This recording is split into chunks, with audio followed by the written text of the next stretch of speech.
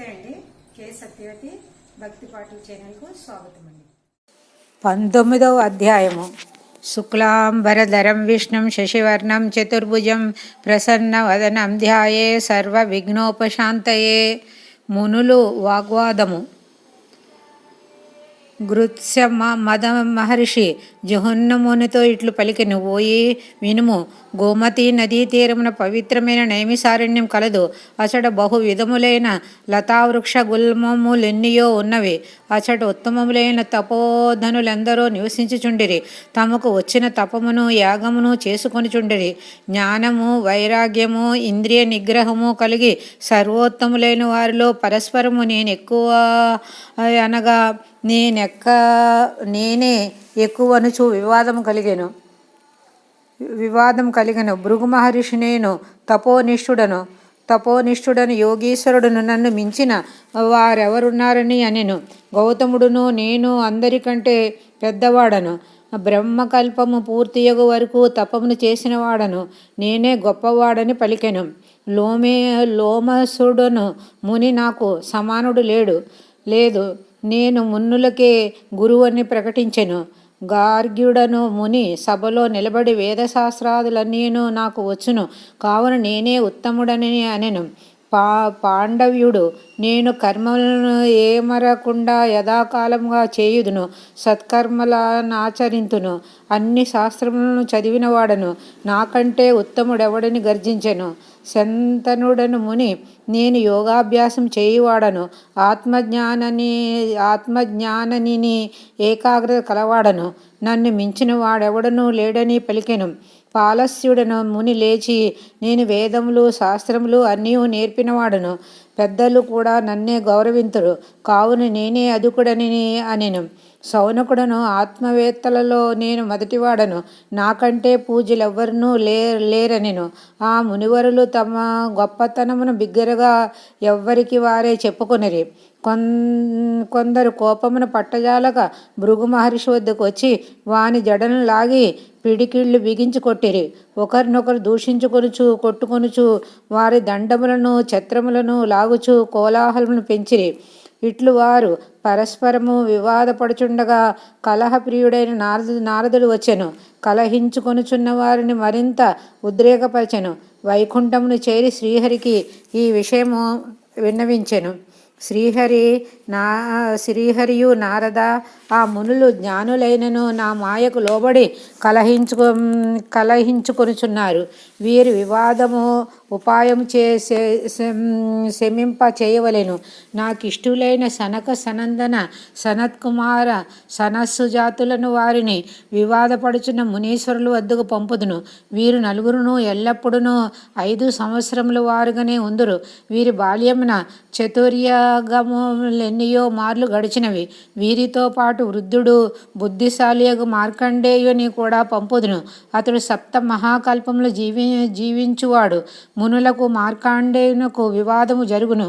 నారద, నీవును అటుకు పోయి చూడుము అని వానిని పంపెను.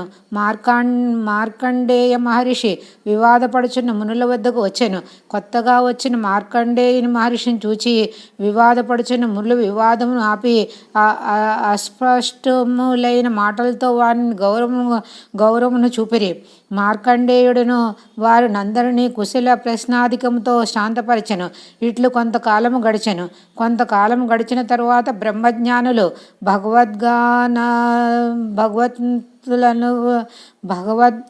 భగవత్లాలసులకు సనక సనందనాది మునులు నలుగురును అచటకు శ్రీహరిని కీర్తించుచూ వచ్చిరి. మార్కండేయ మహర్షియు వారిని చూచి ఎదురు వెళ్ళి నమస్కరించి అర్ఘ్యపాద్యములచే పూజించెను. వారి పాదములు కడిగిన నీటిని తన తలపై చల్లుకొనెను. తీట్లు తమకు పాదాభివందనం చేసి గౌరవించున్న మార్కండేయుని చూచి సనకాది మునులు ఆశ్చర్యపడి ఇట్లనిరి: మార్కండేయ మునీంద్ర, నీవు వయోవృద్ధుడవు, మునులలో ఉత్తముడవు. 7 మహాకల్పములు నీ ఆయుష్కాలము. కృత త్రేతా ద్వాపర కలియుగములు నాలుగునో మహాయుగమగును. అట్టి మహాయుగములు 1000 గడిచిన బ్రహ్మకు ఒక పగలు రాత్రియు అట్లే 1000 మహాయుగముల పరిణామము కలది. ఇట్టి 360 దినములు బ్రహ్మకు ఒక సంవత్సరము. ఇట్టి 100 సంవత్సరములకు బ్రహ్మకు ఆయుష్కాలము. దీనిని మహాకల్పమని అందురు. ఇట్టి మహాకల్పములు మార్కండేయ మహర్షికి ఆయుష్కాలము. ఇట్టి నీవు బాలురమైన మాకు నమస్కరించి పాదోదకమునుల నీతిలపై చల్లుకొనుచున్నావేమి? వృద్ధులు బాలురకు ఎదురు వెళ్ళుట నమస్కరించుట చేయరాదని శృతివాక్యం ఉన్నది కదా, మేము 5 ఏండ్ల వారమే కదా అని పలికిరి. ఇట్లు సనకాదులు పలికిన మాటలు విని మార్కండేయ మహర్షి ఇట్లనెను, భగవద్గణలారా, ఒక్కొక్క దినము గడుచుచుండగా ప్రాణులు ఆయుర్దాయము కుండ నుండి స్రవించి నీరు వలె తగ్గిపోవచున్నది. 21 కల్పములు జీవించినను మృత్యువు తప్పదు. ఇంత సత్యం లేదు. ఎక్కువ వయసు ఉండుట వలన ప్రయోజనమేమి? వేదశాస్త్రములను చదువుట చేత లాభమేమి? యోగమును పాటించుటచే ఉపయోగమేమి? తపము చేత కర్మానుష్ఠానము చే ప్రయోజనమేమి? జ్ఞానహీనుడు చిరంజీవి అయినచో వచ్చిన ప్రయోజనమేమి? నిరర్ధకముగా కాలం గడుచుటచ్చే దుష్టుల జీవనము గడిచిపోవచ్చున్నది. జ్ఞానమును సంపాదించువాడే ఎక్కువ వ్యర్థముగా అజ్ఞాని అయి ఎక్కువ కాలం గడిపిన వాని గొప్పతనం ఏమున్నది? వినాశకాలము దాపరించినప్పుడు ప్రాణి లోకము భయమునంది తాను చేసిన కర్మల ఫలమును అనుభవించి మరల జన్మించును. నిత్యము కాని దేహంతో విష్ణు కథా ప్రసంగము చేయువాని బ్రతుకు సార్థకమైనది. మహాత్ములైన సనక సనందన కుమారులు సనస్సు జాతులారా, మీరు నిరంతరము విష్ణు కథా ప్రసంగమును చేయువారు. నిత్యము ఆయనను తలచి నమస్కరింతురు. శ్రీహరి ఎల్లప్పుడూ నీ హృదయ పద్మములందే యుండును. మేము క్షణకాలమేనను విష్ణువును స్మరింపము, శ్రీహరి ప్రసంగములను కూడా చేయము. విష్ణు కథను మానిన వాడెంత వృద్ధుడైనను బాలుడు, విష్ణు కథను విడవని వాడంత బాలుడైనను వృద్ధుడే. నిరంతరము హరికథా ప్రసంగము చేయు మీరు బాలురైనను వృద్ధులే. హరికథా ప్రసంగము లేని వారంత వృద్ధులైనను బాలురే. కావున మాకంటే మీరే గొప్పవారని మార్కండేయ మహర్షి సమాధానమిచ్చెను. మార్కండేయుని మాటలు విని సనకాది మహర్షులు శ్రీహరిని కీర్తింపసాగిరి. వారి మాటలను వినుచున్న మునులు తమలో తాము ఎక్కువ తక్కువ అనుకునడం మూర్ఖత్వమని గమనించుకుని సిగ్గుపడిరి. వారందరూ మార్కండేయ మహర్షికి సనకాది మునులకును పాదాభివందనము చేసిరి. మేము మీ వలన విష్ణు కథా ప్రసంగము విలువను తెలుసుకుంటమి. కావున విష్ణు భగవానుని మహిమ ఎరుగు శక్తి ఉండని ప్రార్థించిరి. నారదులను శ్రీహరి యొద్దకేగి జరిగిన దాన్ని చెప్పిరి. అప్పుడు శ్రీహరి వ్యాసరూపమున సూతునకు సర్వశ్రుతుల జ్ఞానమును బోధించెను.